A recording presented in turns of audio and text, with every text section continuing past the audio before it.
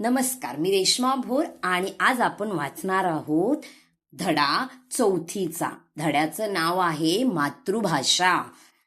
बघा, ह्या गोष्टीमधून तुम्हाला खूप काही छान शिकायला मिळणार आहे. तर गोष्टीला सुरुवात करूया. मातृभाषा. एक विद्वान होता. त्याला प्रत्येक भाषेचे ज्ञान होते. त्यामुळे तो प्रत्येक भाषा अशा प्रकारे बोलायचा की जणू ती त्याची मातृभाषाच आहे. यामुळे नेमकी त्याची मातृभाषा कोणती असावी असा प्रश्न अनेकांना पडायचा. एकदा हा विद्वान अकबर राजाच्या दरबारात आला व त्याने राजासमोर सर्वांना एक आव्हान दिले. काय आव्हान दिले? तो विद्वान म्हणाला, महाराज, जर तुमच्या दरबारातील तुमचे मंत्री व इतर लोकांनी माझी मातृभाषा ओळखली तर मी शांतपणे माझी चूक मान्य करेल. नसता सर्वांनी माझी माफी मागितली पाहिजे, असे बोलून त्याने अकबर राजाला विचारात पाडले. अकबर राजाचे मंत्री या गोष्टीला तयार झाले. प्रत्येकाने विविध भाषेंमधून विद्वानाला प्रश्न विचारले. विद्वानाने उत्तर अगदी विचारलेल्या भाषेतूनच दिले. इतकी छान तो प्रत्येक भाषा विद्वान बोलत होता. त्यामुळे कोणालाच त्याची मातृभाषा ओळखता आली नाही. विद्वानाने राजाला 7 दिवसांचा वेळ दिला. राजाने ते मान्य केले. अकबर राजाने बिरबलावर ही कामगिरी सोपवली. बिरबल हा कोण होता? मुलांना तुम्हाला माहितीये का? मुलांना विचारा. बिरबल हा कोण होता?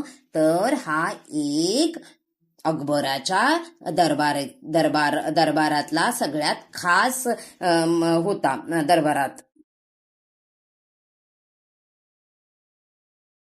बिरबलाने विद्वान कुठे राहतो याचा शोध घेतला. विद्वान रात्री झोपला असताना बिरबल त्याच्या घरात गेला व हातात एक बारीक काडी घेऊन बिरबलाने विद्वानाच्या गुदगुल्या केल्या. कानात वळवळ झालेली विद्वानाला जाणवली व तो झोपेत काहीतरी पुटपुटला. नंतर बिरबलाने पुन्हा तसेच केले. आता मात्र विद्वान रागवला व म्हणाला, कोण आहे? माझी झोप अजिबात खराब करायची नाही, नाहीतर मी शिक्षा केल्याशिवाय राहणार नाही.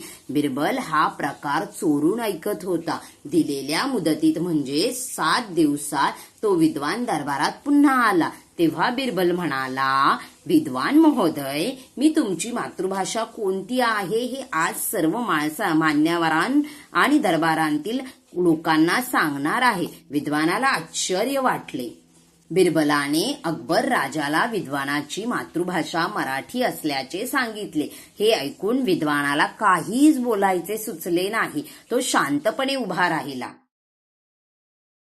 राजाने बिरबलाला याविषयी सखोल विचारल्यावर बिरबलाने सर्व वृत्तांत सांगितला व म्हणाला, महाराज, जेव्हा आपण कोणत्या संकटात किंवा दुःखात असतो, तसे जर आपण अचानक झोपेतून जागे झालो तर आपण नेहमी आपल्या मातृभाषेतच बोलतो. हे ऐकून अकबर राजा व विद्वान या दोघांनाही बिरबलाच्या बुद्धिमत्तेचे कौतुक वाटले. बिरबलाच्या हुशारीमुळे राजाने त्याला बक्षीस दिले. व्हिडिओ आवडला असेल तर चॅनलला लाईक, शेअर, सबस्क्राईब करायला विसरू नका. धन्यवाद.